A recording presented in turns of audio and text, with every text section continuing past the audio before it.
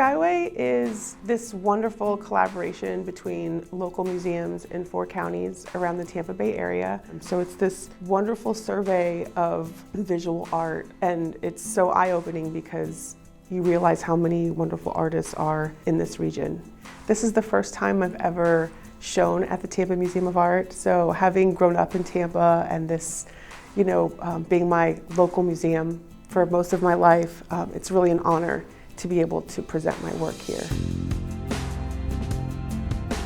I'm Selina Román. I am a Tampa-based artist. I focus in photography. I was a journalist in my first life, a newspaper reporter, and I fell in love with photography and visual art and decided to dedicate my career to that pursuit. My work on view is called Excess. It's a series of abstracted self-portraits of my body. They're colorful. I have this very Florida aesthetic of pastel colors. And I was thinking about Art Deco architecture, always sort of in the back of my head.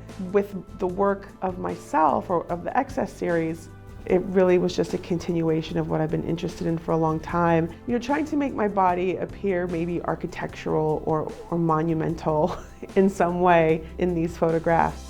And so thinking of shapes and forms and just this idea of our bodies and occupying space. And as a larger person or fat person, I was just thinking about how fat bodies are viewed in society as far as, again, occupying space. Women in general, I think we're taught from a societal point of view, to take up as least space as possible. I think about the rectangles that my photos are in. Is that a confining space as well? The title Excess, it was a play on words. Excess meaning more than. As a fat person, you're more than, and you're very made aware of how much space you take up. So what is that excess? It could be extra small, right? We see these letters in our shirts. And so just that idea of more than. I chose this idea of geometric shapes for the actual installation because I wanted a nice counterpoint to those organic lines and shapes that were appearing in the photographs. And I started thinking about how we talk about our bodies in terms of shapes, especially women's bodies, right?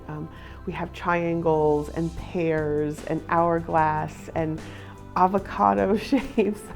And so I was just thinking about the rigid standards too that society sets for women's bodies and what's acceptable. And so those shapes kind of play as that metaphor for those types of conversations. Local art is very important to the local community because it's not only people creating things, but it's also creating this visual and cultural dialogue, I believe. So whether it's street art and murals or paintings and sculpture, it just adds to this vibrancy of our community and texture. And I can't imagine a local community without art.